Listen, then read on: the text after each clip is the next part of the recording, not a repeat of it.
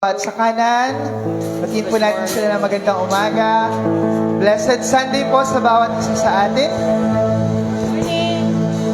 Purihin ng Diyos. Sige po, bago po tayo tuloy na magsimula ay magkaisa po tayong muli sa panalangin. Ialay po natin sa Diyos ang gawain ito. Tayo pong lahat ay yumuko at manalangin. Ama naming Diyos na nasa langit muli, Panginoon, kami po ay nagkakaisa, O Diyos.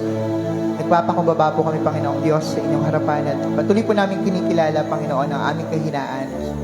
At Lord, sa umagang ito, tanging kayo, Diyos, ang aming kailangan, ang inyong kapatawaran, ang inyong paglilinis, Panginoon. Higit lalo ang inyong presensya, Panginoon, ang amin pong inaanayahan na sumama sa amin sa gawain ito. Lord, patuloy po namin kinikilala ang inyong kabutihan, ang inyong kadakilaan. Gayon din, Panginoon, ang Lord, ang inyong banal, Panginoon, ang kabanalan, Panginoon. At sa umagang ito, bago po kami magsimula, Panginoon, nais po namin magpalinis sa inyo. Nais po namin humarap, Panginoon, ng may malinis na puso dahil ito po, Panginoon, ang inyong kalooban. At Lord, sa umagang ito, ipuin niyo po ang puso ng bawat isa, ang lahat po ng inyong dadalhin, Panginoon, sa lugar na ito. Dalangin po namin, Panginoong Jesus, na buksan niyo po ang aming mga puso at isipan, na maging bukas po kami sa inyong Lord, pangungusap sa inyong pagtutuwid sa inyong salita, Panginoong Jesus. Salamat, Panginoon, dahil muli ay binigyan niyo po kami ng panibagong pribilehiyo sa pamamagitan ng umagang ito, O Diyos, upang patuloy na maranasan ng inyong kabutihan, ng inyong pagkilos. Lord, tanging ang presensya niyo po ang amin pong pinakaasam-asam sa umagang ito dahil alam po namin na sa presensya po ninyo kami nababago. Sa presensya po namin, sa presensya ninyo, Panginoon, kami po ay patuloy na Lord, na palalapit sa inyo. Panginoon, ipinagkakatiwala po namin sa inyo ang bawat bahagi ng gawain ito, knowing, Lord, na ikaw ang aming Diyos na buhay. Panginoon, salamat po, at Lord, naway magkaisa po kami, Panginoon, sa magkaroon po kami ng isang layunin sa umagang ito, at iyon po ang mapangiti kayo sa lahat po ng aming gagawin. Salamat, Panginoong Jesus, at ibinabalik po namin sa inyo ang lahat ng papuri, ang lahat ng pasasalamat at pagsamba sa matamis na pangalan ni Jesus. Amen. Palakpakan po natin ang Diyos. Sige po. Gaya po ng ating panalangin na ang layunin po natin sa umagang ito ay mapangiti ang Diyos sa lahat po ng ating gagawin. Kaya magkaisa po tayo, ibigay po natin ang ating buong buhay at buong lakas sa pagpupuri sa Diyos. Amen po ba? Handa na po ba kayo? Amen. Kung handa na po kayo, tayo po ay magbabad sa Panginoon.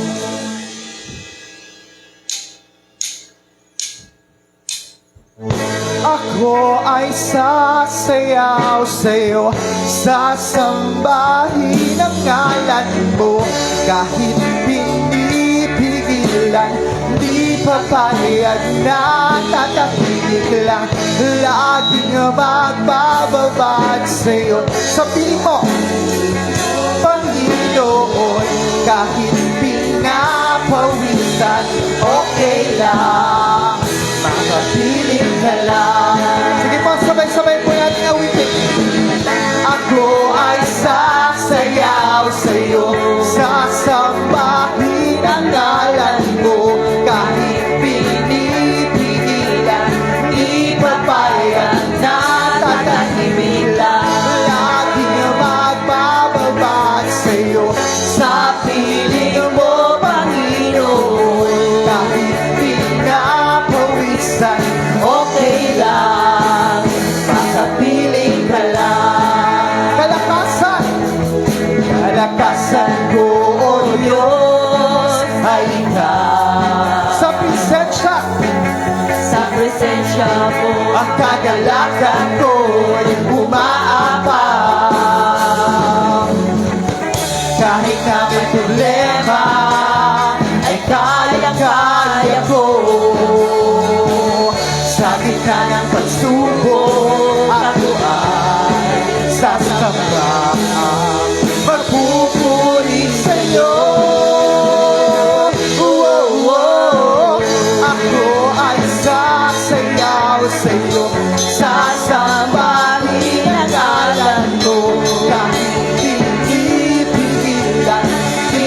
papayag ka, tatahimik lang. Magbababa sa'yo. Sa piling mo, Panginoon, Kahit pinapawisan, okay lang, makapiling ka lang. isang pakalakasan, kalakasan ko, O Diyos, ay ikaw.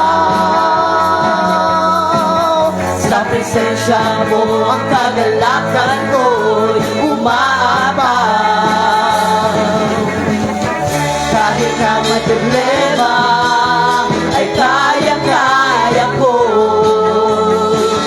Sa gitna ng pagsubok, ako ay sasamba.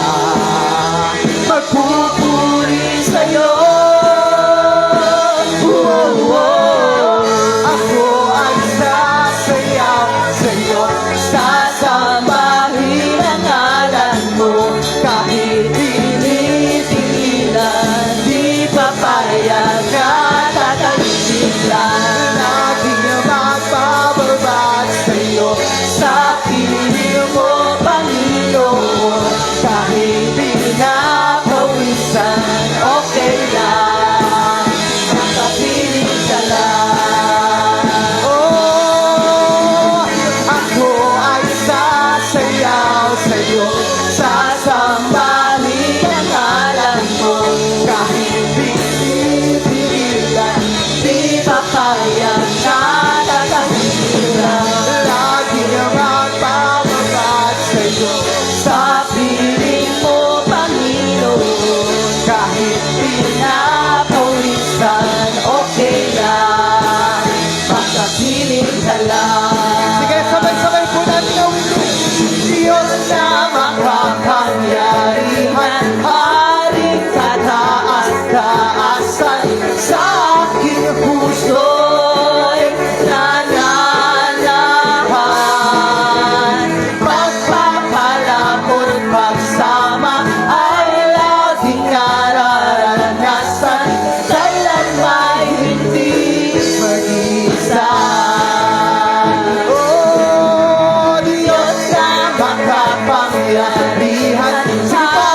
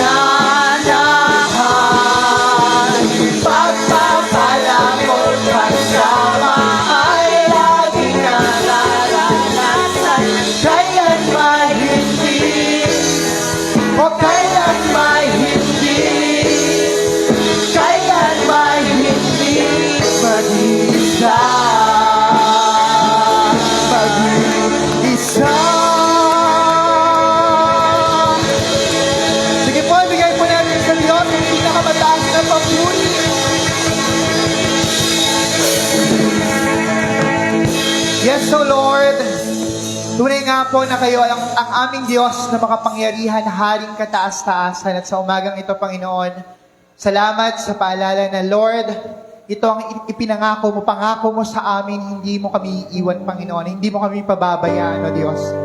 Tunay nga po, na kayo po ay dakila at tapat sa aming mga buhay. At sa umagang ito, Lord, patuloy po namin binubuksan ang aming mga puso. Lord, patuloy mong ilagay sa aming mga, Lord, puso, Lord, ang himig, Lord, upang, Lord, maaawit po namin sa inyo kung gaano po kayo katapat sa aming mga buhay, kung gaano kayo kabuti, Panginoon. Ano man po ang aming sitwasyon, ano man po ang aming pinagdaraanan sa buhay na ito, dakila ka, O Diyos.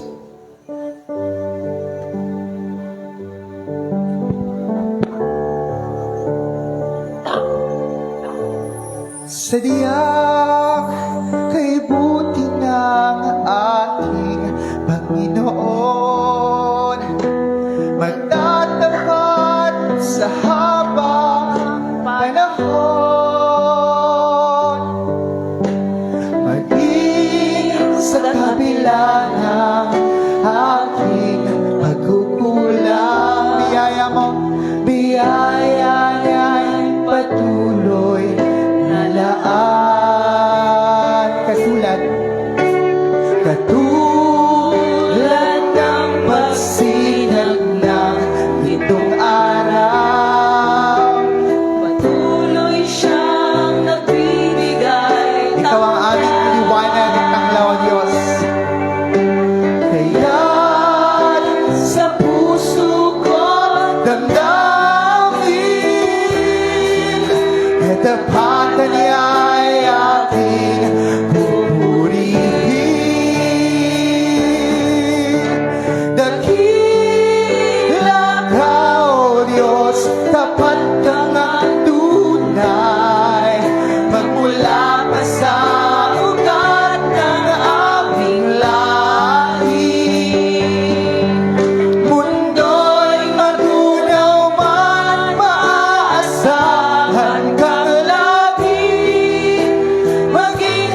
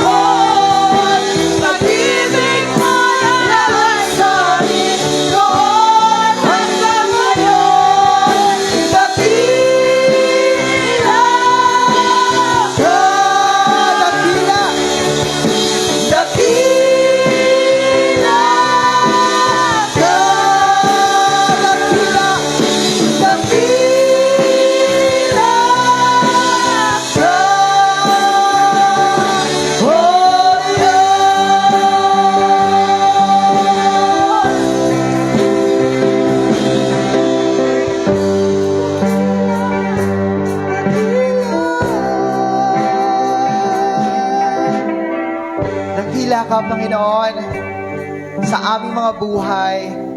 Tunay nga po, Panginoon, ang katapatan mo sa bawat isa sa amin ay hindi nagbabago noon, ngayon at magpakailanman, O Diyos. At dahil sa katapatan mo, Panginoon, kami po ay patuloy na magpupuri at patuloy po namin itataas, Panginoon, ang pangalan mo, Jesus.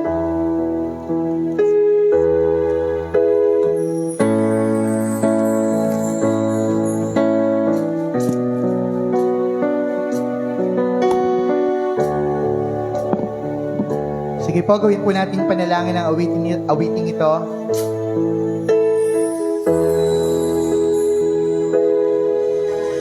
Walang hanggang katapatan sa buhay ko'y lagi mong laan. Narito dahil sa biyaya mo, habang buhay magpupuri sa iyo. Pupurihin ka sa awit, itataas ang aking tinig, itatanghal sa buhay ko'y tanging ikaw, O Diyos. Higit pa sa kalangitan, ang iyong kaluwalhatian, kadakilaan mo'y di mapapantayan.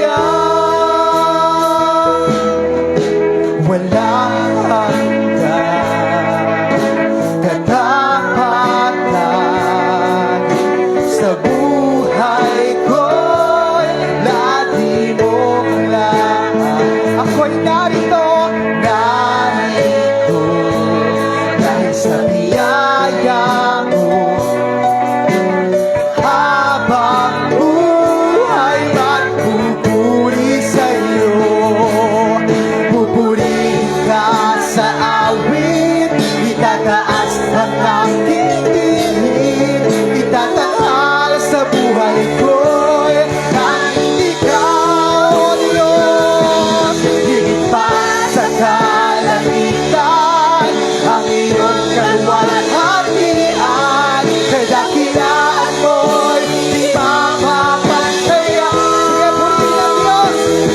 Sige, purihin ang Diyos. Pupurihin ka sa awit, itataas ang aming tinig, itatanghal sa buhay ko'y tanging ikaw, O Diyos. Higit pa sa kalangitan, ang iyong kaluwalhatian, kadakilaan mo'y di mapapantayan.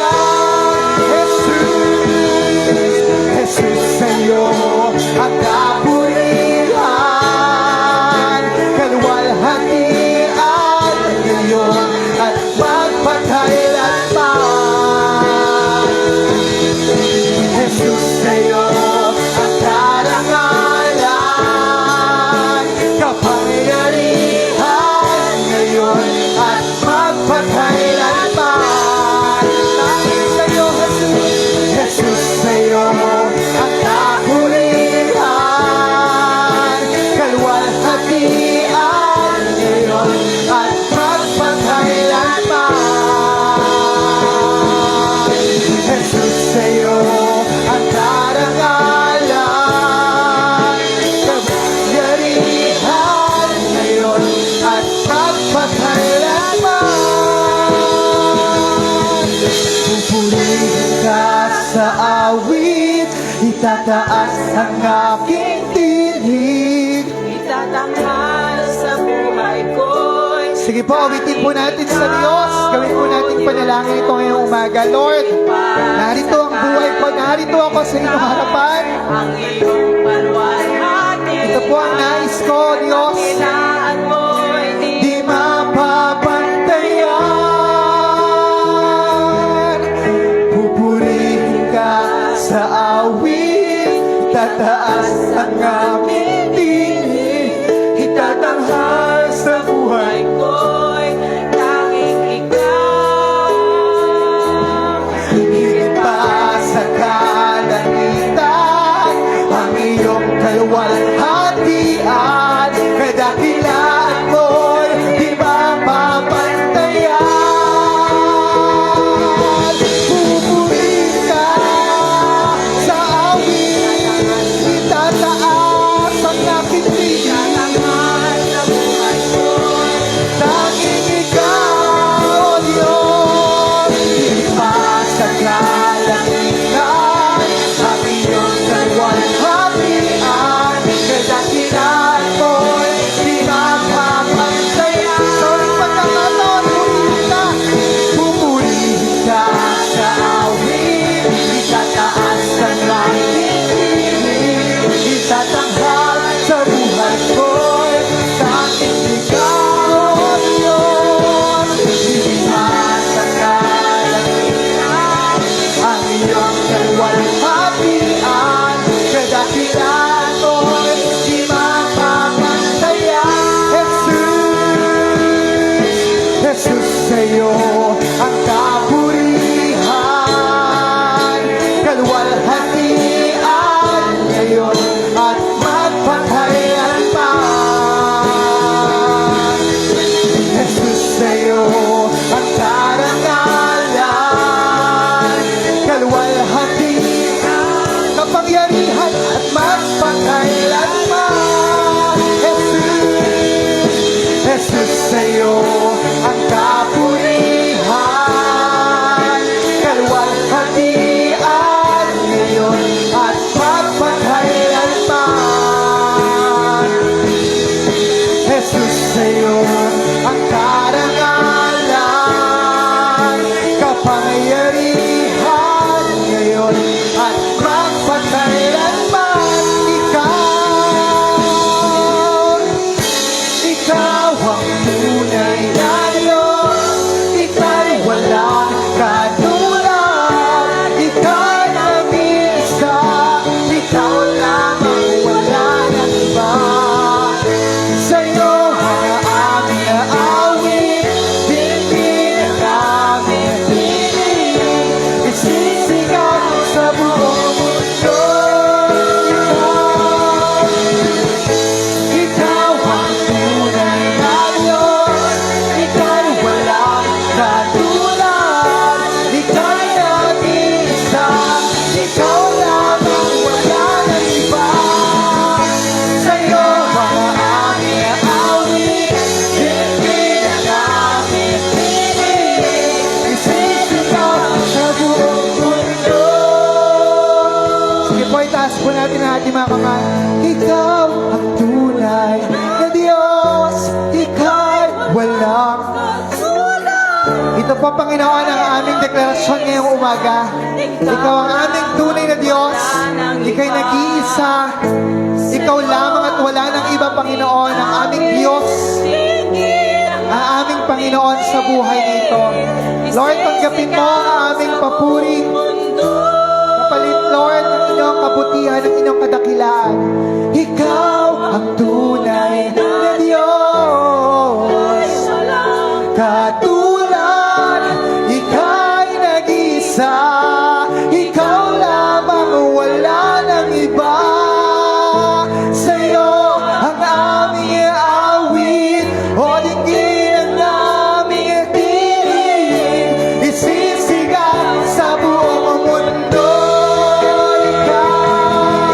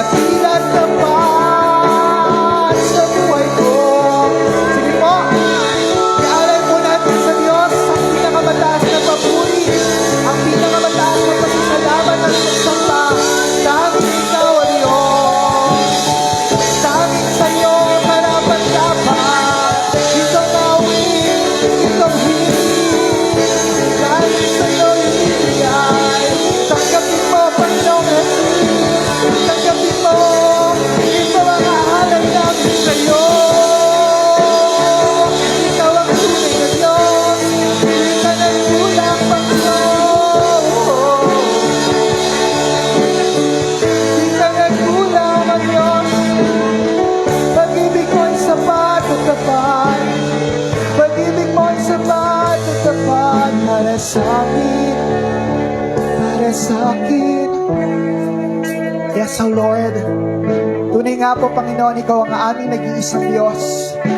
Wala kang katulad, Panginoon.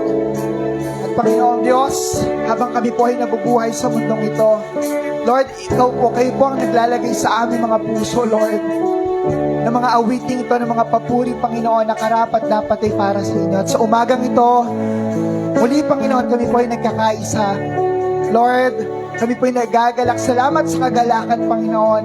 Salamat, Lord, sa patuloy ng pagkilos sa aming kalagitnaan. At Lord, sa amin pong pakikinig ng inyong salita, dalangin po namin na patuloy kayong mangusap. Ang inyong banal na Espiritu, Panginoon, ang patuloy na mangusap sa bawat isa sa amin, O Diyos.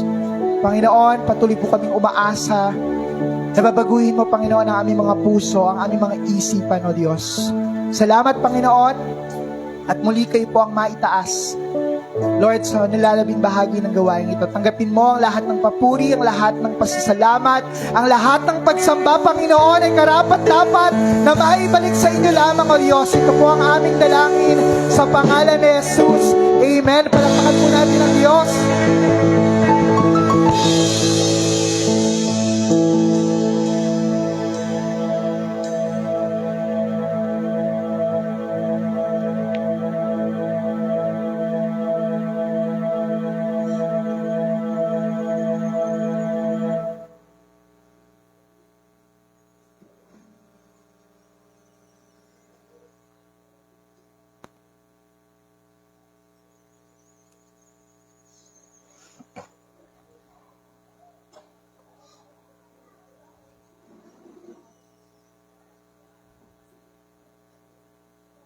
Magandang umaga po sa ating lahat. Good morning to everyone.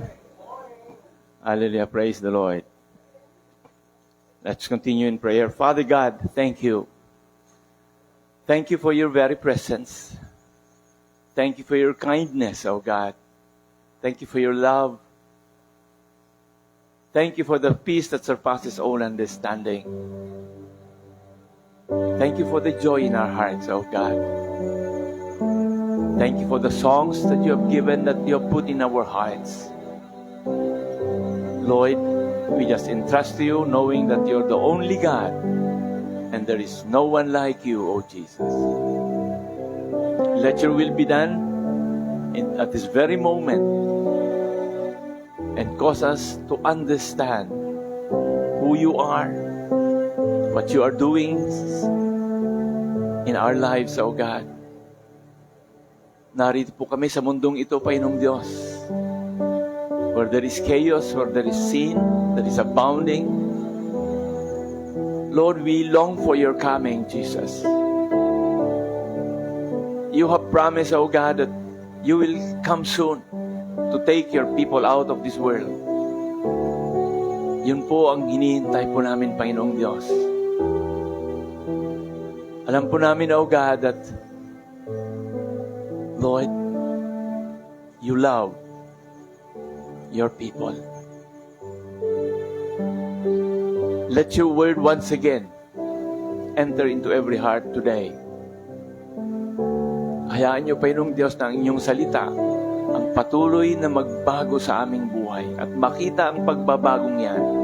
Dahil sinabi ninyo, O Panginoong Diyos, that we should be the light and salt of this world.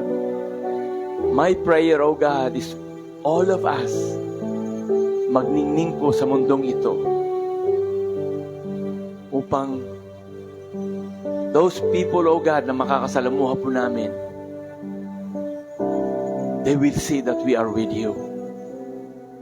And they too, O God, will draw nigh unto you, Jesus. Thank you, God, once again. Sa inyo po lahat ang papuri, pasalamat, pagsamba. Ito pong aming dalangin sa pangalan ni Jesus.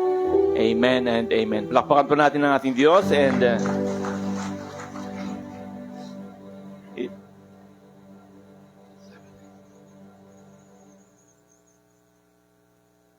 embracing the will of God.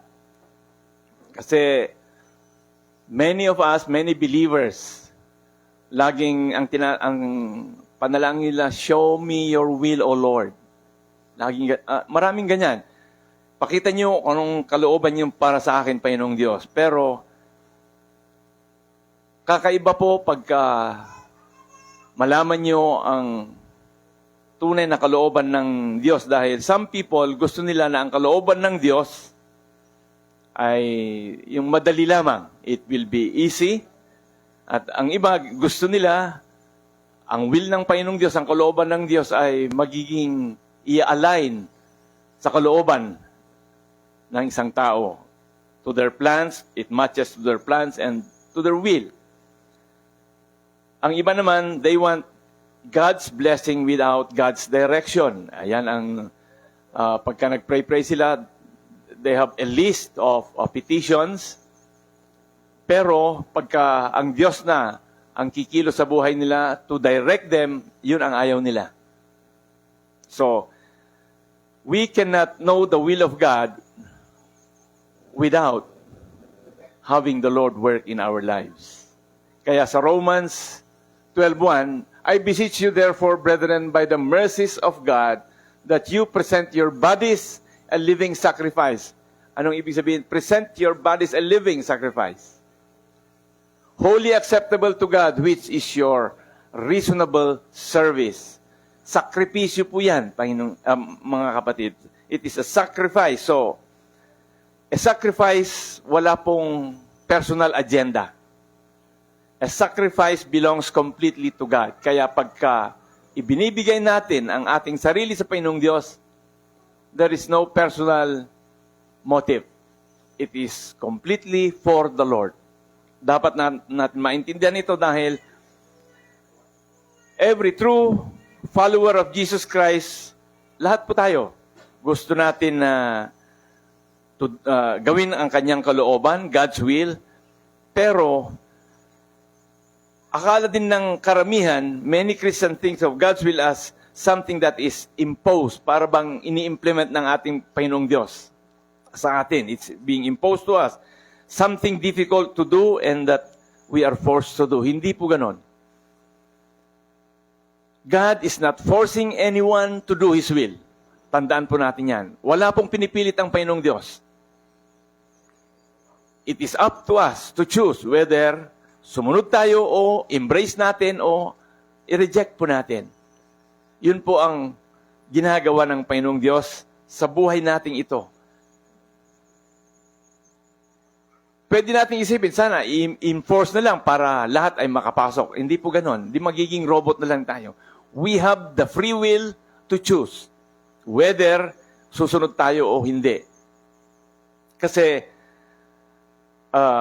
the perfect will of God is a matter of great importance sa mga tao na nagsasabi na they love God. Mahal ko ang Panginoong Diyos, pero iba yung nagsasubmit ka sa inayakap mo. It's totally different. Because submission, there are some conditions. But embracing is totally accepting everything in your life. To submit means to subject oneself, to impose for a condition. Maraming mananampalataya, they want God to adjust His will to their will, instead of adjusting their life to the will of God. Tayo po ang dapat mag-align sa kalooban ng Diyos. Hindi yung gusto natin na ang Diyos ang mag-a-align sa kagustuhan po natin. So, we will see how to embrace the will of God. Here is the example, Luke 22 verse 42, saying, Father, if it is your will, take this cup away from me. Nevertheless, not my will, but yours be done. Yan po ang ating Panginoong Jesus nung nasa Gethsemane siya. Jesus embraced the Father's will nung isunuko na niya. He surrendered, totally surrendered Himself. So, God's will needs transformation.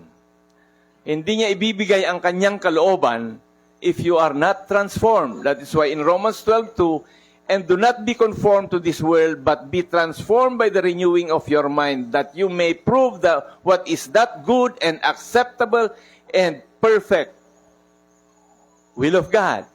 Ibig sabihin, mga kapatid, in Romans, is telling here that we should not be conformed. Ang mundo, there is a pattern of this world. But be transformed by the renewing of your mind. Yung kaisipan po natin, the battle is always in our mind. Renewing of our mind that we may prove what is that good and acceptable, perfect will of God. So, a person who wants the will, who wants to embrace the will of God, should be transformed. Kailangan, ang isang tao ay mabago to accept the will of God. So, God's will requires transformation. Ang mundo, the promotion of this word is, alam na natin yan, to have a comfortable life. Di ba? Yun ang hinahanap ng karamihan. At yun din ang ino-offer ng mundo.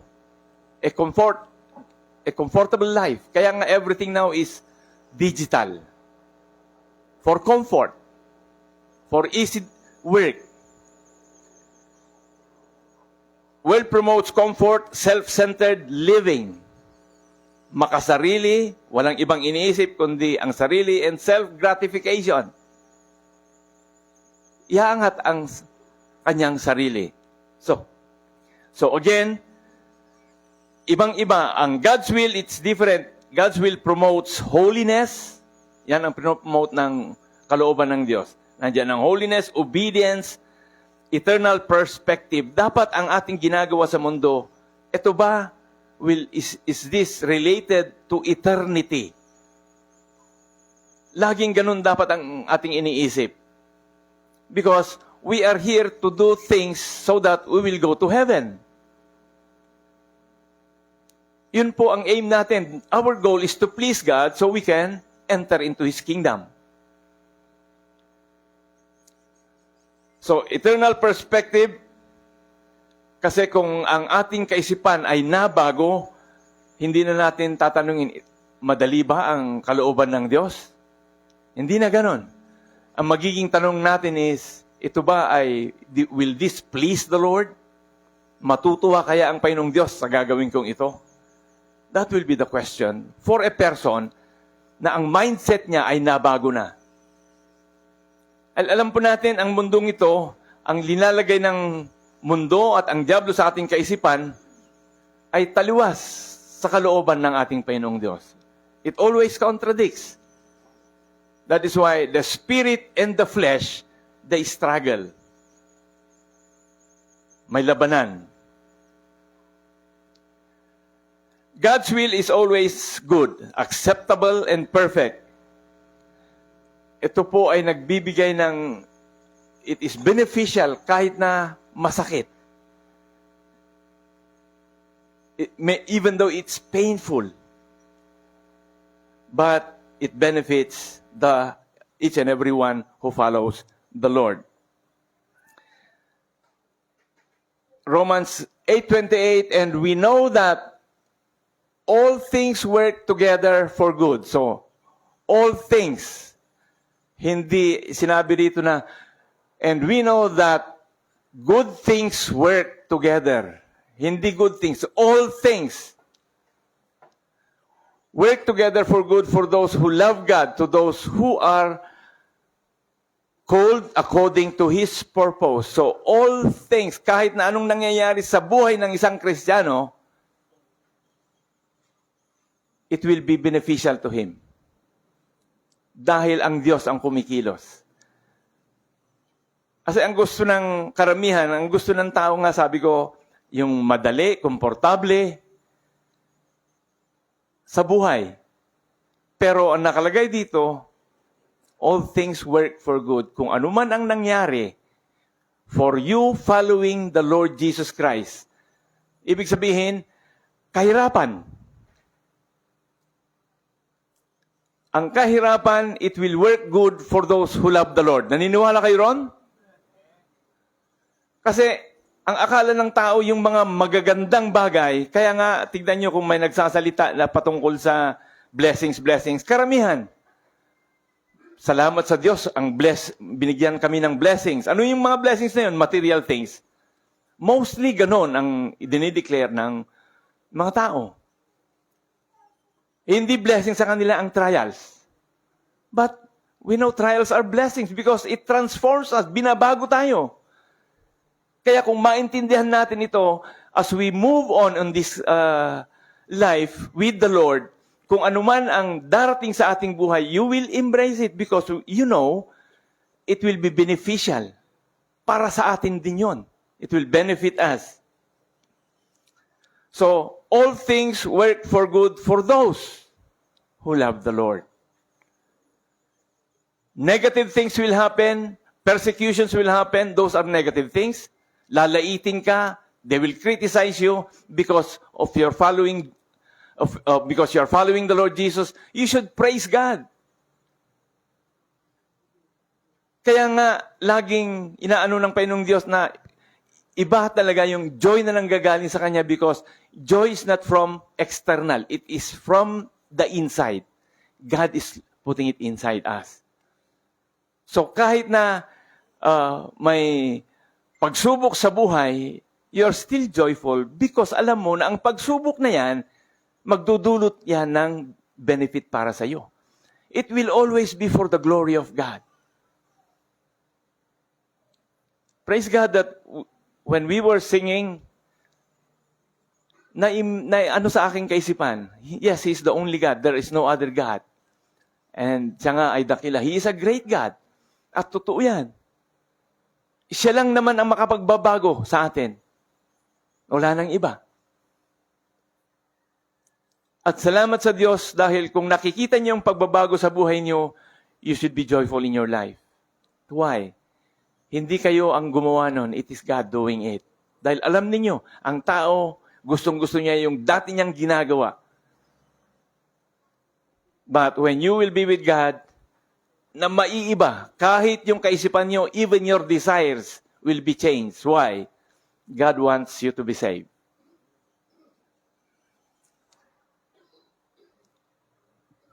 God's will is pleasing to Him.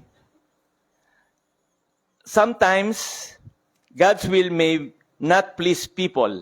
Kung minsan, ang kalooban ng Diyos, it will not please people, but it will please God.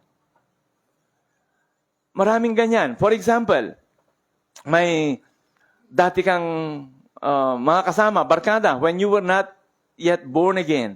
Nung na-born again ka, medyo umiiwas ka na sa kanila on the things that they are doing. It will not please them, ayaw sa kanila, but it will please the Lord. Dahil, nakalagay naman, it is written also, na we should not join those people who are doing bad things para hindi tayo ma-influensyahan. Bad company creates a bad character. Hello? Kung ang kaibigan ninyo ay masamang tao, medyo iwasan nyo yan dahil you will be influenced. But when God says, na sharean mo siya, at bahala na ang Lord sa kanya. Well, the thing is, karamihan ganyan. Bakit nangyayari sa mga kabataan ang mga masasamang bagay? Because of the influence. The environment. Kung ano ang nasa paligid nila. In our school na lang, sa national. How come they are forcing pastors now to enter? Ayaw nila noon na pumasok kami dyan sa school. Now, they're asking us to go. Why? Nakikita nila. Teenage pregnancy, drugs. Every Saturday, pagka nagpupunta kami dyan, meron at meron nakakulong. Si Pastor Rene ang laging pumupunta ron para sa kanila. To give them the word. Why? Sabi ko nga, sin is abounding in this earth. Ang kasalanan, nagiging talamak na. Salamat sa Diyos because He's also pouring out the grace for those who love the Lord. Lahat ng mga nagmamahal sa Panginoong Diyos, binibigyan niya ng kalakasan upang hindi sila matangay sa agos ng mundong ito. We are in a chaotic world. Ibang-iba na ang nangyayari. The last information that I got na tinawag ni Rosalyn, isang transgender, sa school, binaril niya, pati mother niya, binaril niya. Anong klaseng taong mga yan? O kahit dito sa atin na lang. Dapat to serve and protect. Anong ginagawa? Hindi ko linalahat, pero nakikita nyo yan. You're watching on TV, the news. Sila mismo na ang nang-hold up. So, this world is getting worse. But God's will, like kung nabanggit ito, it's pleasing to Him. Sometimes, it doesn't please people dahil kontra sa kanilang kagustuhan, kontra sa kanilang kalooban. Kaya, there will be separation. A time is coming because God will separate. Ang sabi ng Panginoong Diyos, ito mangyayari ito. Maghihiwalay na yung kanyang pinili at hindi. When that time comes, dun yung makikita na what God has said, it will happen. Lahat ng sinabi ng Panginoong Diyos, it will happen. And my prayer is, sana, every one of us na nakikinig ngayon, nawa hindi mahiwalay sa sabi ng Panginoong Diyos, those who are with me stay at my right. Yung aking mga tupa, kayong mga kambing, doon kayo sa kabila. Pagka nangyari yun, what else can people do? Nothing. Kaya, as we are living today, as we have the breath of life, dapat let us embrace the will of God. Mahirap na sasabihin ko sa inyo na ang Panginoong Diyos, dahil ang plano naman, the will of God, ang kalooban niya talaga is that everybody will be saved. Pero ayaw niya na sa pilitan. Gusto niya na it will be free for us to choose. Kaya nga, nandoon yung free will.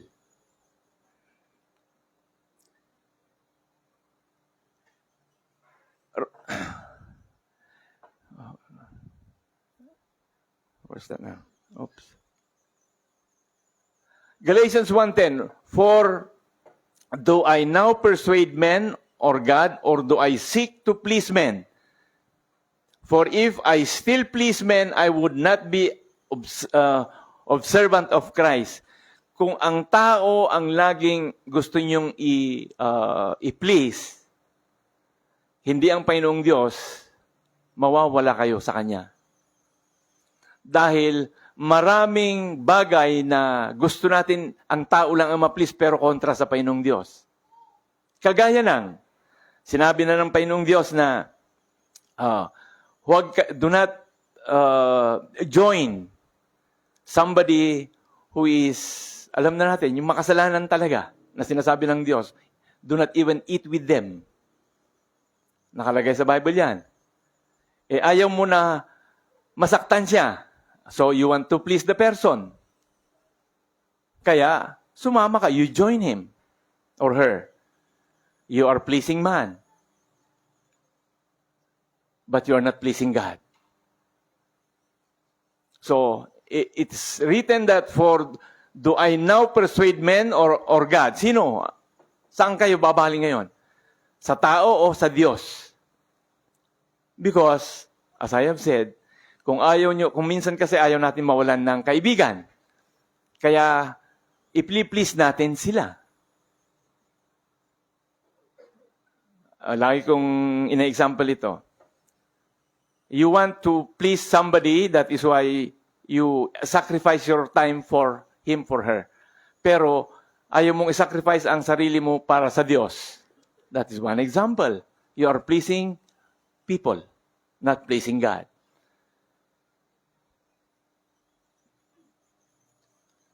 Often, ang akala kasi natin, pagka nag-submit ka, para bang, ba't ako magsasubmit? In the Bible, baka ma-misunderstand nyo ito. In the Bible, it says that, wife, submit to your husband, because that is a relationship. But submitting to something that is conditional, like for example, ang decision ng NATO noon, nung gera, the Gulf War, ang decision ng NATO, ang Iraq ay mag-submit sa kanila.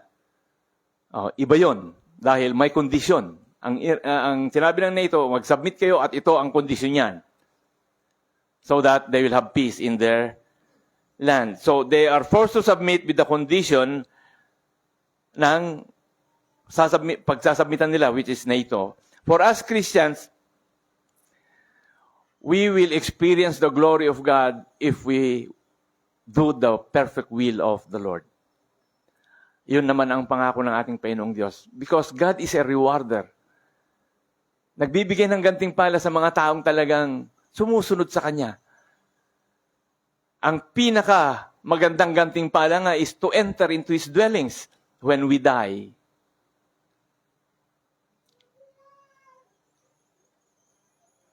So, we embrace with the joy, yayakapin natin yung will of the Lord na may galak sa ating puso.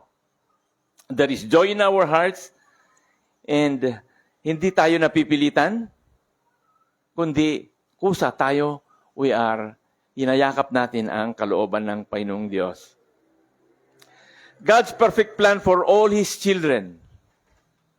1 Peter 4:2, that He no longer should live the rest of His time in the flesh for the lust of men, but for the will of God. Yan ang gusto ng Panginoong Diyos. Na ang buhay natin ito, gamitin natin para sa Kanyang kalooban. Hindi sa kalooban natin. Yun po ang yun po ang kalooban ng Panginoong Diyos. Sabi ko nga, Lord, kung hanggang kailan pa ako, yung nalalabing taon na ibibigay mo sa akin, nawa, maibigay ko ito para sa inyo. That I will just please you. Because yun ang sinabi niya, na hindi ko nagagamitin ang panahon ko na natitira pa para sa sarili ko lamang. But for the Lord, para sa kalooban niya. That is why, sabi nga sa akin nung somebody have talked to me, ang sabi niya, yung sinasabi niyo, Pastor, na tatanungin ko muna, anong gagawin ko, Panginoong Diyos, sa pagkakataong ito? Hindi na yan uso daw sa henerasyon ngayon. Because what they want is what they want. They do what they want. Siguro na panood nyo si Robin Padilla, binati ko siya dahil mahina raw ang mga generations ngayon. Binati ko siya ron. But what I'm telling you is, ang kagustuhan ng taos in the flesh, kung nag-ooperate ka sa flesh, ayaw mo talaga na ma-please ang Panginoong Diyos because you want what you want. Kaya maraming, yung sinasabi nila na napapakinggan ng mga anak o kaya mga parents na sinasabing, ang tigas ng iyong ulo dahil ang ibig sabihin nun, sinusunod mo lang ang gusto mo. Ayaw mo yung sabihin ng Panginoong Diyos o sabihin ng iba na para sa iyo. Sasabihin pa nga ng iba, bakit? Buhay ko to, bakit mo pinapakialaman? Di ba? Maraming ganyan. But, in the end, bandang huli, sana they will be able to realize that they are wrong. Because, that he no longer should live the rest, yung natitira pang buhay niya, panahon niya, in the flesh, hindi sana sa pita ng laman, but for the will of God. kalooban nawa ng Diyos ang masunod.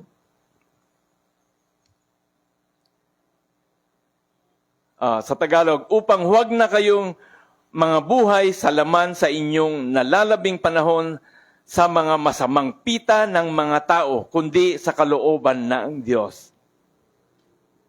In other versions, as a result, they do not live the rest of their earthly lives for evil, for human desires, but rather for the will of God. Yun po ang salita ng ating Panginoong Diyos. So, sinabi naman ng Diyos ang gusto niya na mangyari sa buhay natin. Yun nga lang, ang gusto mo ng isang tao, yung kalooban niya, dapat doon, yun ang gawin ng Diyos na kalooban niya. Hindi po ganon. Our thoughts are not His thoughts. Malayo. He is a God, we are just human. Siya ang creator, we were created. Yun dapat nating isipin. Hebrews 13:21 says, make you complete in every good work to do His will, working in you what is well-pleasing in His sight, through Jesus Christ, to whom be glory forever and ever. Amen. Complete in every good works to do His will. Kalooban ng Panginoong Diyos. Wala tayong ibang gagawin kundi yung to please the Lord, upang mapangiti natin ang ating Panginoong Diyos. How to do that? To please God is to do His will. Huwag sana yung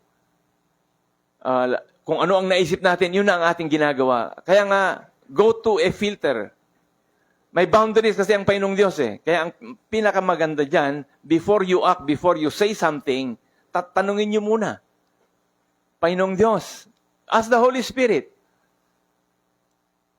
what would be the best thing that I will do? What would I say? Ano ang sasabihin ko? Huwag kayong pabigla-bigla na magsasabi na lang kung ano ang gusto niyo. Kasi ganun ang tao. Naway ipagkaloob niya sa inyo ang lahat ng inyong kailangan upang masunod ninyo ang kanyang kalooban. Iyon. Gusto ng Diyos to give us everything so that we can follow the will of the Lord. At sa pamamagitan ni Jesucristo, naway gawin niya sa atin ang kalugod-lugod sa kanyang paningin. Purihin natin siya magpakailanman. So, the early apostles, wala silang ibang desire.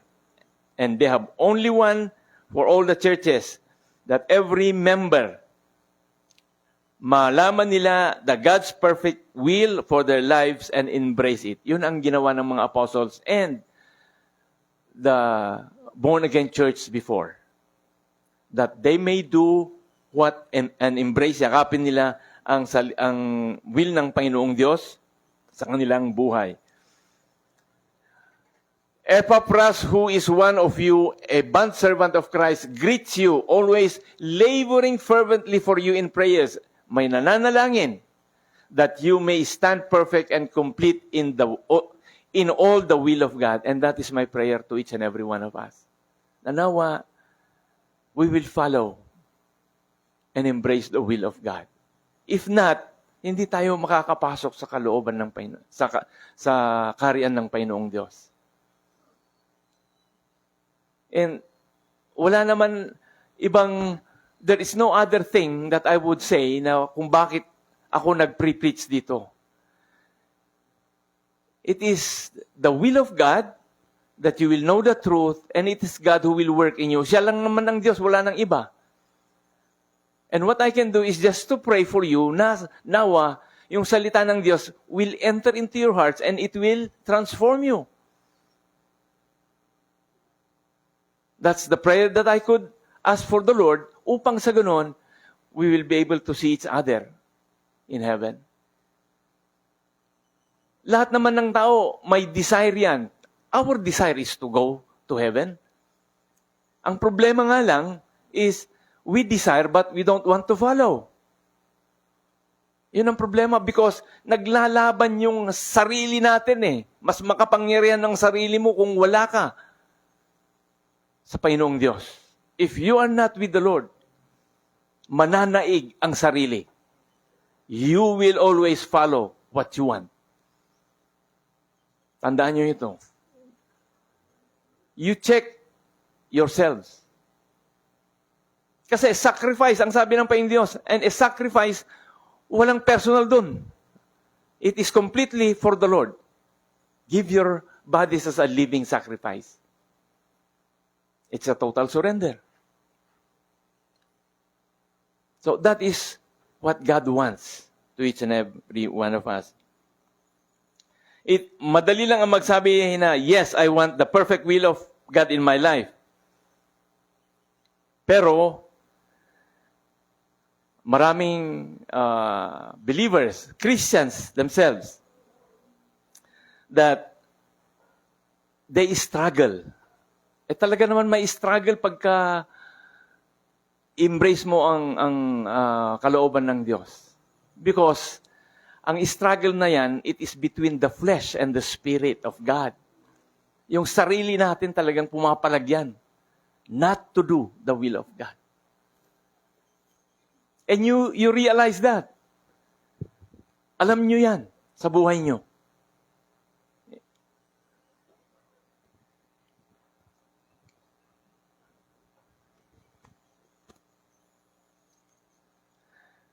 God's perfect will is embraced only in Gethsemane. Nag-set ang Panginoong Yesus ng example. Hindi natin mayayakap ang kalooban ng Diyos until we die to self. Hanggat hindi pa tayo namamatay sa sarili natin. Ano ang gusto ng Panginoong Diyos?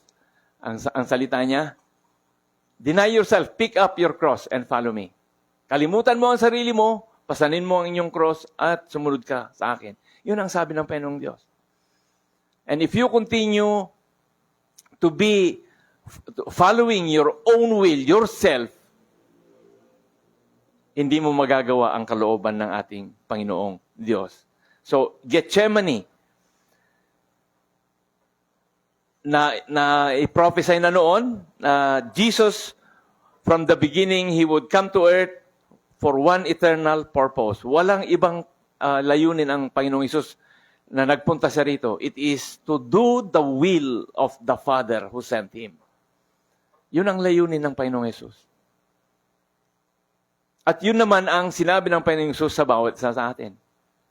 That we will do the will of the Father. So, sabi ng ating Panginoong Hesus in Hebrews 10:7, then I said, behold, I have come. Ayan, I have come. That's the Lord Jesus. In the volume of the book, it is written of me to do your will, O God. Yun ang sinabi ng Panginoong Hesus. Walang ibang layunin ng Panginoong Hesus kundi He came on earth upang gawin ang kalooban ng Ama. At ang ganda ng kalooban ng Ama, to save the people, to save you and me. Para maligtas tayo, that we will be reconciled to Him. Pero, dahil sa katigasan ng tao, bakit nila nireject ang Panginoong Diyos? Why? Yun na ang sinasabi ko na, ang sarili ang kalaban niyan. Yung self mo. Hello? Nandiyan pa ba kayo? So, self, yun ang unang-unang kalaban. Kukontra sa will of God. Yung sarili mo mismo. Unless otherwise, you die, mamatay ka sa sarili mo, hindi yung mamatay ka physically. Ibig sabihin, mamatay ka sa will mo. Hindi yung kalooban mo, kundi ang kalooban ng Diyos. That's the meaning of dying to self. Kasi ang tao nga, sabi ko sa inyo, self-centered, makasarili, walang ibang inisip kundi ang sarili. Di ba ganun tayo? O ako lang? Ganun po ang tao. Sa partihan nga, kaya nga nagpapatayan dahil Sa bigayan, sa partihan na lang. Oh.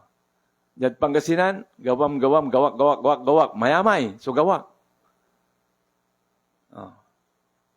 Kaya, hindi patas. Nagkakapatayan. Because of self.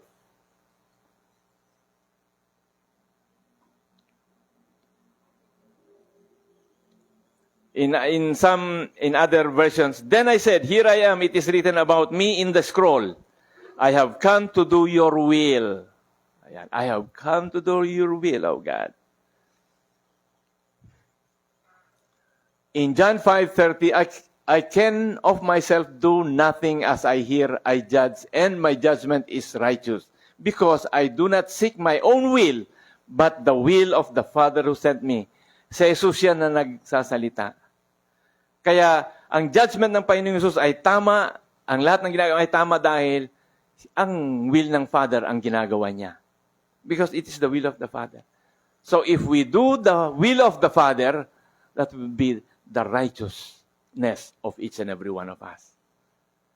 Yun po ang katwiran ng bawat isa. Ito talaga ang kasi ang kaisipan ng tao, pagka tatanungin mo, sino ba ang kaaway? Akala natin, diablo palagi. Hindi po. Ang unang-una, yung sarili natin. Dahil yung sarili natin, ang talagang, ang gustong-gusto niya is yung sarili. Kapakanan ng sarili. Walang ibang iniisip, kundi para sa kanya. Hindi naisipan ng iba. Nag-isip man siya ng iba, paminsan-minsan lang. But mostly, they think of themselves. Nakafocus sa sarili. Kaya, walang nangyayari sa buhay. Focus unto God and something will happen in your life. Mababago ang buhay ninyo. And I guarantee you, dahil hindi nanggagaling sa akin yan, galing sa Diyos. Ang Diyos ay buhay. Makapangyarihan. Kaya, kung ang focus natin, that's why Hebrews says, fix your eyes unto Jesus, you will see things happen. It will come as the Lord wills it. That's why maraming tao, maraming Kristiyano, sabihin ko na Kristiyano kasi Kristiyano, yung pangalang Kristiyano, maraming gumagamit niyan. I am a Christian. Pero sa totoo, hindi. Bakit? It is very clear, may makikita dapat na ebidensya. Bunga. Show forth the fruit. Ipakita mo ang bunga. Ipakita mo ang ebidensya. Yun naman ang sabi ng Panginoong Diyos. You will be light. Magiging ilaw nga kayo. Ebidensya yun. Makikita yung ugali ninyo, pananalita nyo, it will be truly be different from the rest of this world. Siguro, marami na kayo na-experience. Ang gapoy arum niya, papawid sang ito, puro ayaw. Those are people that hindi nila kilala ang ating Panginoong Diyos.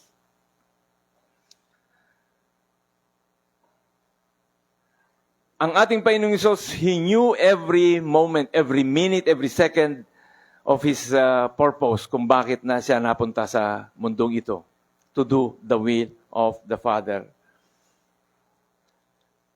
Kaya, 6:38, for I have come down from heaven not to do my own will. Ayan, siya mismo ang nagsabi. Bumaba ako, naparito ako sa mundong ito para hindi gawin, not to do my will, but the will of Him who sent me. Siya ay anak ng Diyos. Pero naging obedient siya sa kanyang task para nung nagpunta siya dito sa mundong ito. I came to earth not to do my will. Hindi yung kalooban ko, kundi ang kalooban ng Ama ko who sent me. Siya na nga ang nagsabi noon, how much more of us? Tayo ay nilalang lamang. Pero iniibig tayo ng Panginoong Diyos. At kung gagawin natin yung sinabi ng Panginoong Jesus, we will be like Jesus, then we can enter into the kingdom of God. It is also, ito totoo sa lahat sa atin. Hindi na tayo, if you are with the Lord, you do not belong to yourself anymore. Kasi, binili ka ng Panginoong Diyos. We were bought for a price. Amen? Alam ba ninyo yun? We were bought for a price. Kaya you do not own your life. Hindi sa iyo yung buhay na yan. Pero kaisipan natin, ay buhay ko to, wala kang pakialam. That's not true. If you are a Christian, you do not belong to yourself, You belong to God. Palakpakan po natin ang ating Diyos. So, again, if you are a Christian, ulitin ko, isipin mo to,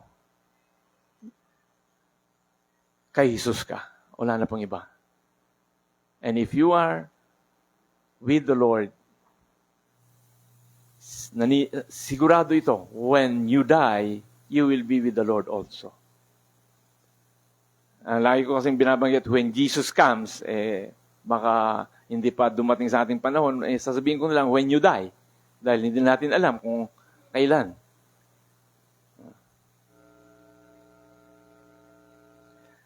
Jesus had to face that hour in His life. Alam niya na may eternal call siya, pero naging tao nga siya to, and He was tested. Kaya ang tao, to be tested talaga. We are to be tested so that God will see in us kung tayo nga ay makakapasok sa Kanyang kaharian. Nung dumating na yung panahon, in Matthew 26:38, then He said to them, "My soul is exceedingly sorrowful even to death. Stay here and watch with me." Talagang, there is now a struggle. Panginoong Hesus yan in the flesh. Tao siya. Talagang there is a struggle, ang sabi dito, exceedingly sorrowful even to death. At wala siyang ibang ginawa. During that struggle, He remained in prayer. Dahil mangyayari na. Yung pahihirapan siya, papatayin siya. At mahirap yun. Iniisip mo, alam mo na, nagagawin sa'yo. Napapahirapan ka. Yan, labanan na yun in the flesh. Siyempre, iniisip mo, yung kirot nun, masakit yan na mangyayari. He remained in prayer. Connect with the Lord.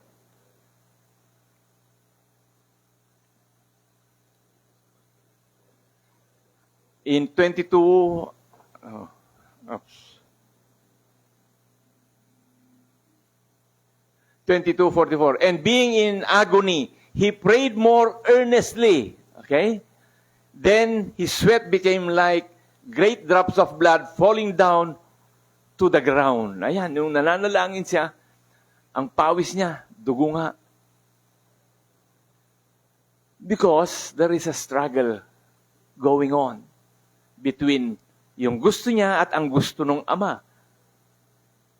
Sinabi niya, I have come to do the will of the Father, pero yung moment na yon,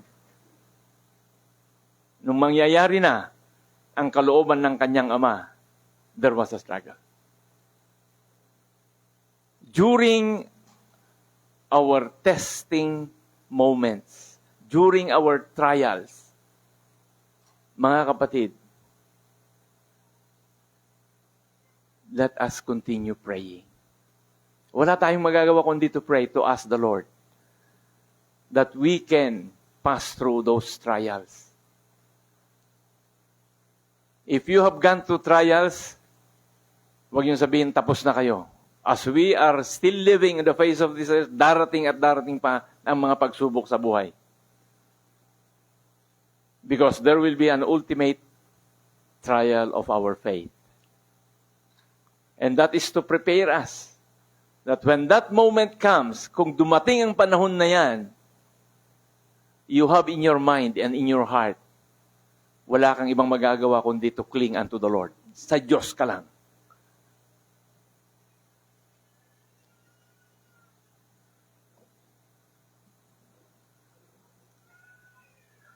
He went a little further and fell on his face and prayed, saying, "O my Father, if it is possible, let this cup pass from me. Nevertheless, not as I will, but as you will.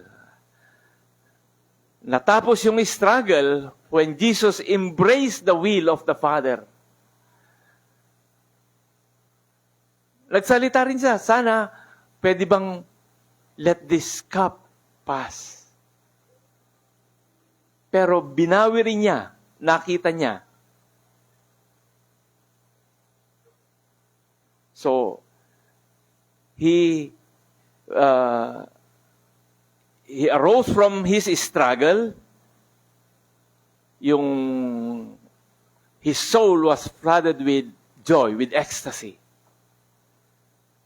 Dahil he was able to see, nakita niya yung eternal glory that will happen. It is all settled nung in-embrace niya ang will ng Panginoong Diyos. His will died. Hindi na yung kalooban niya. His will died. It is the will of the Father that is now happening. So, Jesus went on the cross complete with joy. Nakita niya yung mangyayari sa kanya, pero he was joyful going to the cross. Kahit na yung flesh niya mahihirapan, pero he had seen already the joy afterwards. Because he was already dead in his will. Ibig sabihin, namatay niya lahat. Namatay sa kanya yung sarili niya. He died on his will and himself. So, he could say, pwede niya sabihin, excuse me, I did not come to live an easy life, but to spend my life for you. Now I face the cost. I embrace it. Yun ang ano ng Panginoong Yesus. Nakita ko na. So, yayakapin ko ang kalooban ninyo, at ito na, tapos na lahat. It's all settled. It is for the glory of the Father. So if we follow Jesus Christ, we will have our Gethsemane. Mangyayari din ang ating Gethsemane experience sa pagyakap natin sa kalooban ng Panginoong Diyos. Kaya nga sabi ko, hindi po madali ang pagiging isang Kristiyano. Pero nandyan ang Panginoong Diyos that will make us through as we continue to cling to the Lord. Just be with the Lord always. So, pwede mong sabihin, nagawa ko na, I have been doing the will of the Father, pero there will come a day when you will be face to face with, for example, death. Haharapin mo na ang kamatayan, crisis sa buhay. At dito mo makikita, will you be choosing God's will? Pero if you choose God's will, talagang masakit yan. It will be most painful. Pero we have to have a decision to make. You can run. Takbuhan mo yung will ng Panginoong Diyos. You can do nothing, pwede mong hindi tanggapin. And yung sarili mo na lang ang gawin mo. Self-will na lang. Hindi ng will ng Panginoong Diyos. Pero you can also do God's way. Mahirap gawin, the hard way, the way to death. Mamatay ka sa sarili mo upang mayakap mo ang kalooban ng Diyos. That's the only way. To die to yourself and embrace the will of God. Naikwento ko na ito noon. There was an English woman na gusto niyang yakapin ang kalooban ng Diyos. She was preaching. She has circle of friends. May D-group siya. Laging nag-share ng Panginoong Diyos. Pero one day, the Holy Spirit, nagsabi ng Holy Spirit na, I will send you somewhere. Nung nangyari yon, nag-question na siya. Sabi niya, Panginoong Diyos, paano itong mga grupo ko? My group. Ayan. My friends. Paano yung mga nawawala rito? Ang isip niya, tama naman yung kaisipan niya. Lord, marami pang nawawala rito sa England. Struggle yon.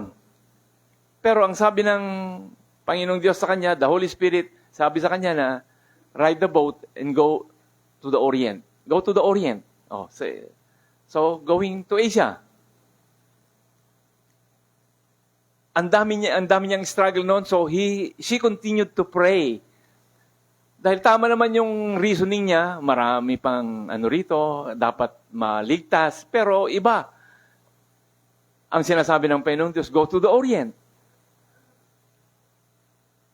Nung natapos yung struggle na yun, nung in-embrace niya yung will ng Panginoong Diyos, she rode in a boat, napadpad siya sa Hong Kong.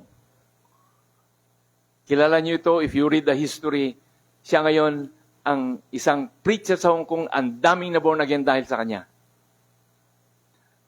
The name is, hanapin ko rito. She faced Jackie Pullinger. She had been ministering in Hong Kong mula noong 1966 hanggang namatay siya. Pero yun ang will ng ating Panginoong Diyos sa Kanya.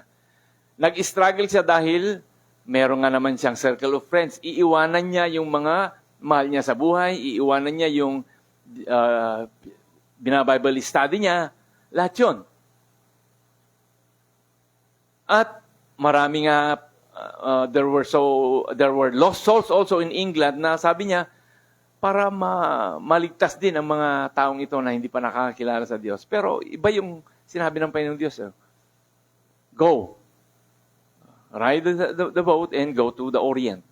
Ito na nga, here comes Jackie Pullinger.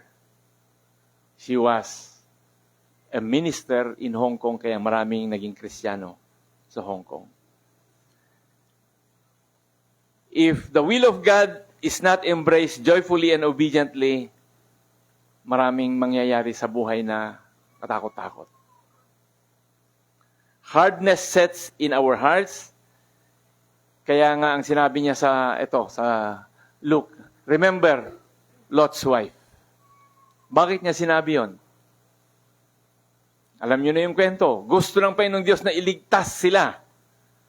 Tiga Sodom and Gomorrah si Lot at ang kanyang pamilya. Pero, ang plano ng Diyos is to destroy that place. Sinabi sa tingnan nyo, meron pang anghel na ipinadala ang Panginoong Diyos para sila ay paalisin sa lugar na yan. Yung ibig sabihin ng ating Panginoong Hesus, nung sinabi niya na alalahanin niyo si Lot, remember, Lot's wife. Dahil yung asawa ni Lot na ito, habang umaalis sila sa kanilang lugar, ang sinabi, ang order, ang command sa kanila, do not look back. Huwag na kayong titingin pa sa pinanggalingan nyo. Diretso na kayong umalis. Pero Lot's wife was angry with God. Bakit? Bakit pinaiwan ng Panginoong Diyos lahat yung kayamanan? Siguro, pagka sinabi ng Diyos, sige, kunin niyo lahat ng kayamanan ninyo at umalis na kayo dyan. Pwede pa siguro na dire-diretso. Hindi. Galit yung asawa ni Lot dahil nandoon ang lahat. Kayamanan niya, nandoon ang lahat ng material na bagay na sa kanya at nasanay na siya sa lugar na yon. Pagka yayakapin natin ang kalooban ng Panginoong Diyos, sasabihin ko sa inyo, it will be painful. Masakit yan. It will affect so many. But, if it is the will of God, it will be the best for you. Dahil siya ay Diyos. Amen? Siya ay Diyos. That's the reason why in-include ng Gospel ng Luke, remember Lot's wife. Kasi, Sodom and Gomorrah, talagang sisirain niya. Ang gusto ng Panginoon Diyos, ang pamilya ni Lot ay maligtas sila, pero yun ang nangyari. Alam natin ang nangyari, di ba? Nung lumingon siya, naging asin. Disobedience. So, she did not desire God's perfect will. Yun ang problema ron. Yung puso niya, she was crying in her heart. Hindi fair itong nangyayaring ito. Kasi ang ganda ng nangyayari, everything was going well sa kanila. Maganda yung bahay nila na iiwanan.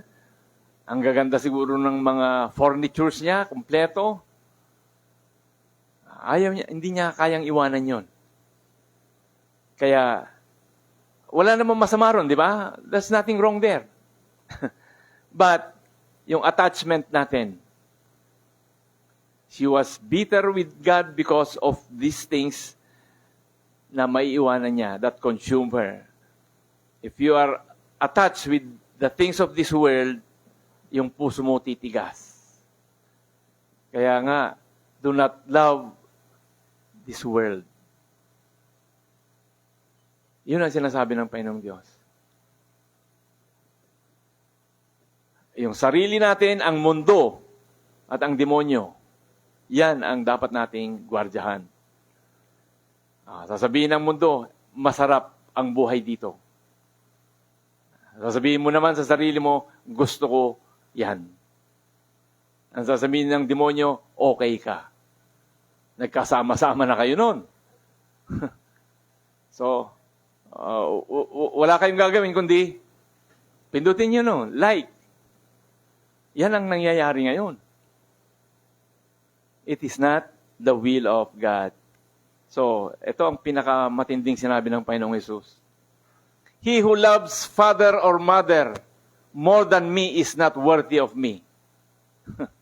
And he who loves son or daughter more than me is not worthy of me.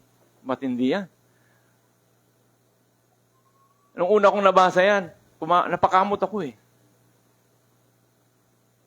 Kung hindi mo yan maintindihan, talagang mapapakamot ka. Sabihin mo, ibang klase yung Panginoong Diyos. No. Unang-una, gusto ng Panginoong Diyos, siya. Because He is the Creator. Kaya nga, ang first command, love me with all your heart, with all your soul, with all your strength. Priority, siya muna. Second, your family. Without the love of God, hindi mo rin, you cannot love your family. Kaya nga sinabi niya yung love me because that love comes from Him. Naintindihan niyo ito? That love, kaya nga sinabi niya, ako muna dahil hindi niyo rin kayang ibigin ang inyong pamilya kung wala yung pag-ibig na galing sa akin. That is the truth.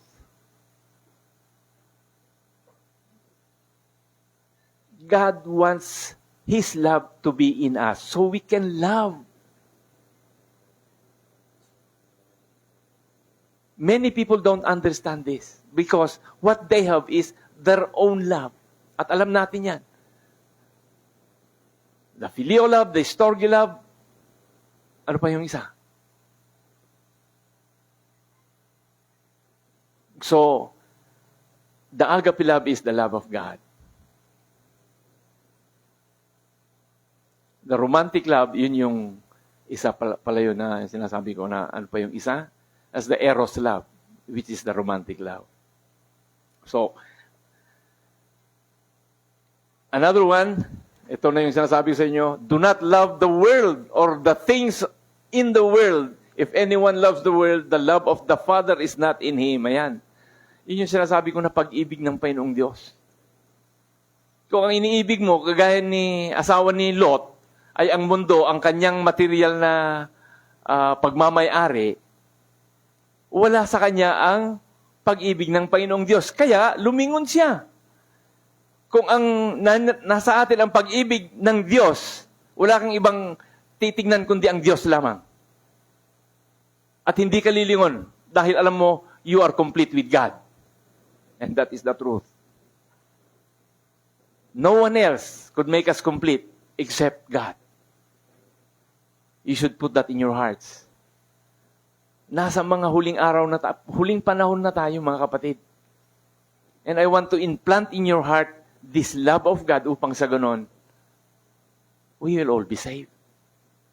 He is the Savior. Wala na pong iba. Huwag na kayong maniwala kung may nagsasabi na mayroon pang magliligtas na iba. Siya lang is the only Savior. So, doing the will of God, pwede kang dadaan sa apoy. Kagaya nung Shadrach, Meshach, and Abednego. Ang kalooban ng Diyos, sila ay papasok sa pugon. Tingnan niya na, sinabi na nila sa kanilang tatlo, itatapong namin kayo sa pugon kung hindi kayo sasamba sa Diyos-Diyosan. O ano ang sagot nila? Kung hindi kami ililigtas ng aming Diyos, hindi pa rin kami sasamba dyan. Yan ang tamang sagot. Ibig sabihin, nakafocus sila sa ating Panginoong Diyos. Kaya kung ano man ang gagawin sa kanila, no problem. Kaya niyo yung gawin? O, itatapong kayo namin. O. Hindi naman sila pumiglas. Basta the soldiers, etong nangyari nun, alam niyo yung kwento. Yung mga sundalo na nagtapon sa kanila, sila pa ang nauna. Dahil mainit nga naman, paano ka lalapit? O, anong nangyari? Alam na niyo yung kwento. Yung tatlo na tinapon, tinignan, bakit naglalakad sila? 4 pa, naging 4. O. Yung nagtapon sa kanila, namatay sila on that spot because the temperature was so high. Pero nakita nila 4. And that was Jesus with them. Why? Inakap nila ang kalooban ng Diyos. Those are the 3. Those were the people na inilagay sa banal na aklat for us. What do you call this? 24 hours. They blow the trumpet. Ang sabi siguro ng mga iba, ang tigas ng ulo ng mga ito. Yun ang magandang katigasan. Tumigas ang ulo mo sa katotohanan. Ibig sabihin, you stay on the truth, you hold on the truth, wala kang ibang iniisip kundi ang Panginoong Diyos, siya rin ang magliligtas sa iyo. Kaya these 3 people, they were not burned. Kahit amoy nga ng usok nung pag-angat nila, inangat sila. Dahil sabi nung hari, kilala na sila, oh, Shadrach, Meshach, Abednego, kumusta kayo? Okay lang kami rito. Sa apoy. Pinatay ngayon yung pugon. Umakyat sila. What happened?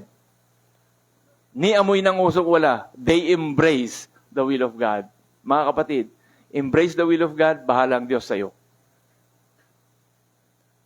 Oh, there are so many examples in the Bible.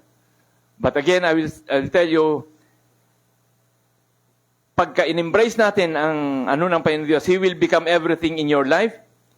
Siya ang magiging joy natin and our expectation. At lahat ng mga boundaries natin, it will fall out if you embrace the will of God. Because God, siya ang bahala sa iyo. When, yung tatlo, nung pumasok sila, hurt was banished. Ibig sabihin, nawala yung kirot. Siguro, nung malapit sila, medyo mainit-init, pero pagpasok nila, wala na silang nararamdamang init. Because God is a miracle-working God. Go and preach the gospel to all nations. That is the will of God. Amen? Will ng Panginoong Diyos na lahat tayo magbahagi ng salita ng Diyos. Okay ba kayo doon? Lahat po tayo. You have your children, you have your neighbors, you can share to them. May iba rin na, iba't iba ang will ng Panginoong Diyos. Kagaya ni, what do you call this, si Jacob. Umalis sa pamilya niya. Pero sabi ng Panginoong Diyos, balikan mo ang pamilya mo. So, pakinggan natin, let us listen to what the Spirit is telling us.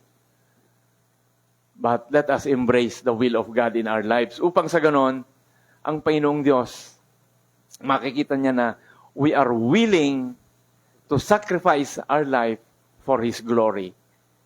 Kasi ibig sabihin, ulitin ko, ang sacrifice, there is no personal, it will be completely for God alone. Amen. Palakpakan po natin ang ating Diyos and let's all stand up and pray. Oh dear Father, what we need is your grace and your mercy. Alam po namin, oh Diyos, na pagkayakapin po namin, and we know we have embraced your will, we need you, O God, in everything na pinapagawa niyo, Panginoong Diyos. Without you, we can't do it. So we ask once again, O God, for that strength that comes from you, and for the faith, O God, that will lead us to embrace your will. And we will say, let your will be done in our lives. Panginoong Diyos, it is easy to say, but when trials comes our way, we pray, O God, be with us. Apart from you, we will be in ruins. God, bless each and every one of us. Let your word continue to work in our lives. Nawa ay maging malaya kayo na kumilos sa buhay ng bawat isa. And I pray, O God, for a breakthrough. Mangyari nawa ang transformation, ang pagbabago sa bawat isa sa amin. Panginoong Diyos, mahabag po kayo sa amin. To you belong all the glory, honor, and praise. In Jesus' mighty name we pray. Amen and amen.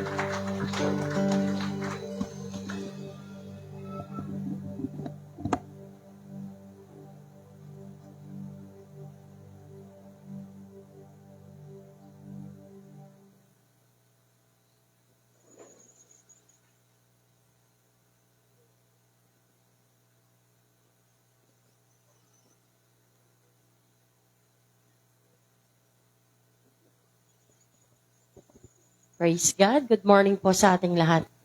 Grabe po ang message ng Lord. Amen. Hallelujah. At tayo po ay dadako na po sa giving. Tayo po yung manalangin. Ama naming Diyos na makapangyarihan sa lahat, kami po ay nagpupuri at nagpapasalamat sa inyong kabutihan at katapatan sa aming mga buhay. Thank you for your word, O God, na patuloy na pinapaalalahanan kami, Panginoon, na we will embrace your word. Di po namin kayang gawin, Panginoon, ang mga bagay na pinapagawa niyo po sa amin.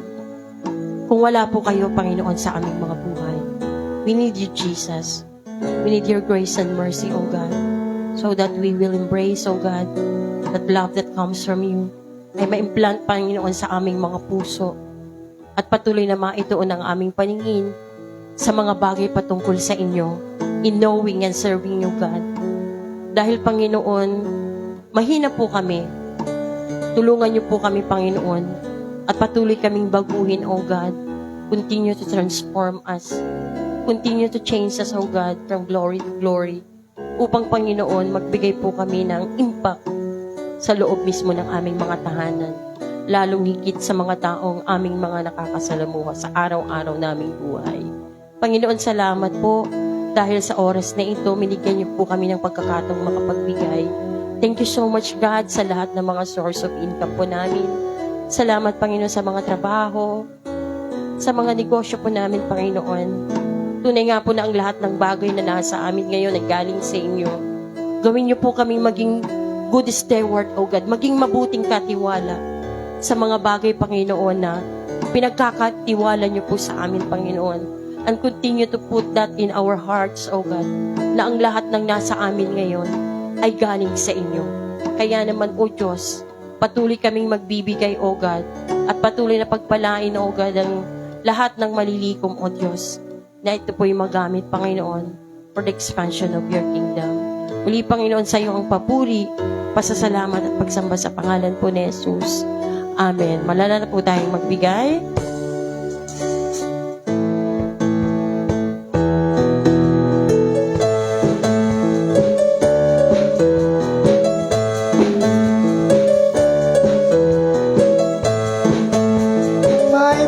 Mahal kung ano ang iyong tinanim sang aanihin. Oh, o magbigay ng may kagalakan, magbigay ng mula sa puso, magbigay ng may pagmamahal. Kung ano ang iyong tinanim, kung ano ang iyong tinanim, kung ano ang iyong tinanim, siyang aanihin.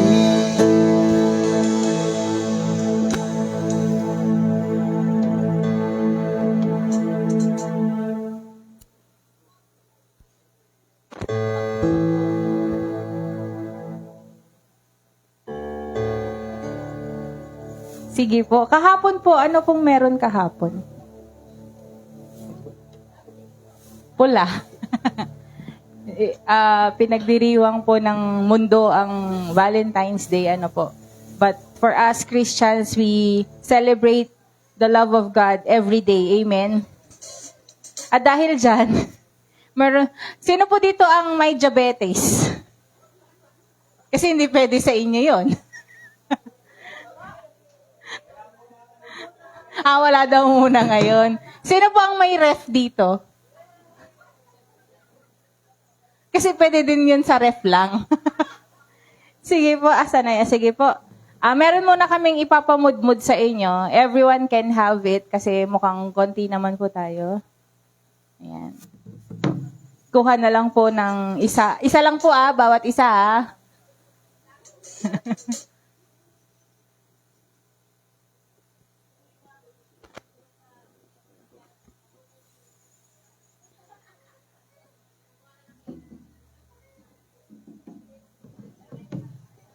Parang natanggal po yung kay Tita Josephine. Natanggal Bigyan po kita ng...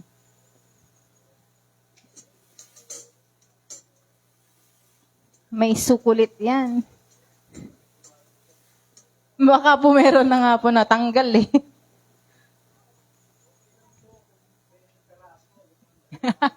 Ayun, sabi po nila okay lang daw yan kasi isang piraso lang. Pero pag naparami, yun ang delikado sa may diabetes. Sige po, habang pinapamudmod, announcement po tayo. Our Sunday service starts at 8 a.m. every Sunday po yan. And ang ating Women's Fellowship from Thursday, naging Tuesdays na po, but same time, same place. Dito po yan sa tahanan ni na Pastor Rene. Our Wednesday discipleship or fellowship starts at 3:30 p.m. Dito rin po sa tahanan ni na Tito Rene. Our prayer meeting is every Friday at 5 p.m. 1 hour lang naman po iyan. So, kung may extra 1 hour po kayo tuwing Friday, 5:00 po, Yan. And of course, inaanyayahan pa rin po namin ang mga willing na mag-join sa ministry.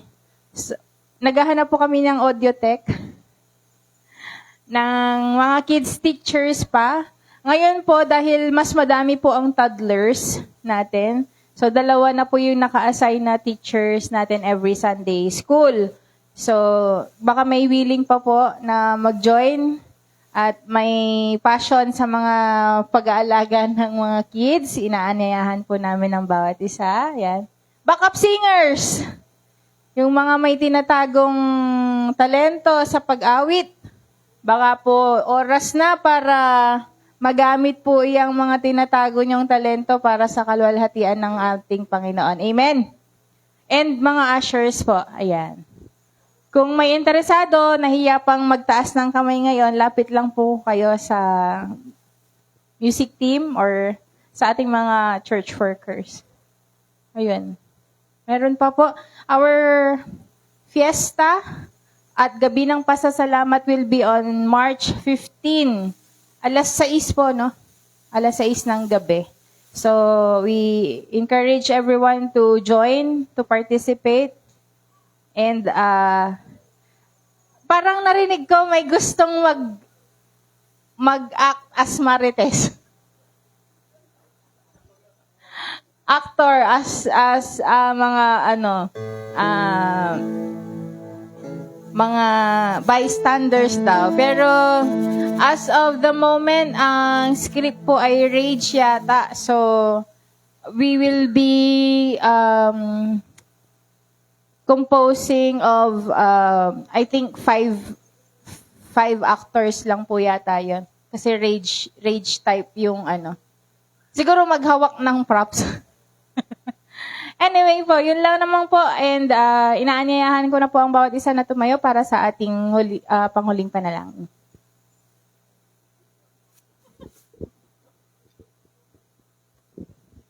Hallelujah. Medyo paalala lang po, yung audio tech, hindi po nangangailangan ng electrical engineer yan o electronic communication engineering. Kundi ordinary lang na nakakaintindi sa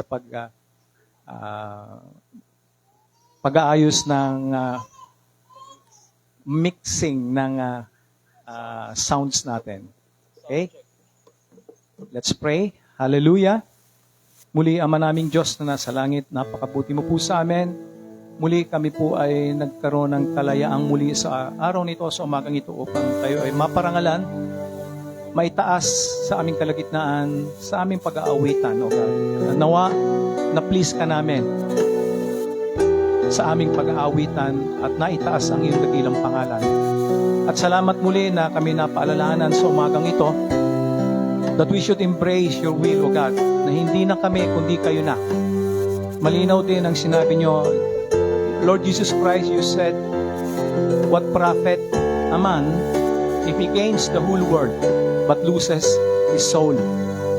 Ano ang mapapala ng isang tao kung makamtan man niya ang lahat sa mundong ito, ang kayamanan, ang kasiyahan, ang tagumpay, kasikatan, kung ito naman ay magiging kapalit ay ang walang hanggang kaparusahan sa impyerno. Yun po ang katotohanan. Napakasakit, pero yun po ang katotohanan. Kaya magkaroon po kami ng pusong ini-embrace ang inyong kalooban.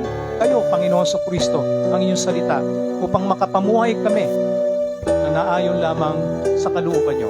Salamat, O God, pagpalain niyo po ang bawat isa na kami makapagpatuloy sa inyo, for you have said in your word also, O God, that the good works you started in us, your promise, you will be the one to complete it, O God, sa buhay ng bawat isa. Kaya salamat, O God. Mag-iwalay po kami sa umagang ito na dala-dala ang inyong paalala sa amin, ang inyong salita, upang kami patuloy na maging asin at ilaw, unang-una sa tahanan namin, sa mga kapitbahay namin, at kung saan mang lugar kami nandun. Salamat, O God. Pagpalain niyo po ang bawat isa sa na aming mga mahal sa buhay, mga kapatiran na tumutungay sa kanilang mga tahanan, patuloy na pagpalain niyo po ang lahat. At sa ganon, Panginoon Diyos, kami po ay mag-iwa-hiwalay sa umagang ito na dala ang inyong pag-iingat at pagsama sa bawat isa. Muli, O God, sa inyo po ang pinakamataas na papuri, pasasalamat, pagdakila, paglulhati. Ito po ang aming dalangin. Pasasalamat dahil napakabuti mo po sa amin. At kayo ang Diyos ng pag-ibig na unang nagmahal at patuloy na nagmamahal sa amin. Masuklian po namin ang pag-ibig niyong ito sa buhay ng bawat isa upang mahalin namin kayo ng lubusan, sundin, sambahin anuman ang aming sitwasyon. Sa ganon, dadaloy ang inyong pag-ibig sa bawat isa. Ito po ang aming dalangin, pasasalamat sa makapangyarihang pangalan mo, Panginoon sa Kristo. Ang lahat i-embrace ang kalooban ng Diyos ay magsabi ng palakpakan po natin ang ating Diyos na buhay. Tayo po ay magkamayan. Sandali, we'll just call John for a while dahil alis na pala siya. Just pray for him. Magkaisa tayo to pray for John. Father God in heaven, we come to you this moment of grace that you have given us to ask you, O God, for your traveling mercy. As John goes back, O God, to Taiwan for his temporary job, Panginoong Diyos. Lahat po kami, Panginoong Diyos, we are one, O God, lifting him up to you na, Panginoong Diyos, i-bless niyo po siya wherever he is, and to continue, O God, na siya po ay makapaglingkod sa inyo, the opportunities given. Ganon din po, Panginoong Diyos, na magkaroon, Panginoong Diyos, that burning desire to be one with you always. God, we continue to pray sa family din niya, Panginoong Diyos. And, Panginoong Panginoon, ikaw nawa ang patuloy na mamuna sa lahat ng kanyang gagawin. Lahat po kami, Panginoon Diyos, nagkakaisa to continue, O God, to pray for one another as we continue to live on the face of the earth. We bring you all the glory, honor, and praise. In Jesus' mighty name we pray. Amen and amen.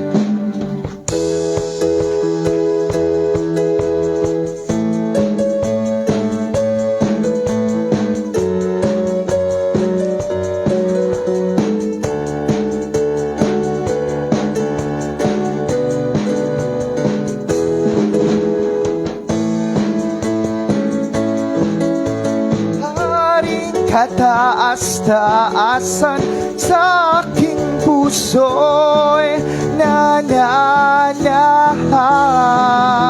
at pagpapalamot pagsama ay laging nararanasan. Kailan may hindi o kailan may hindi at kailan may hindi mag-iisa, mag-iisa.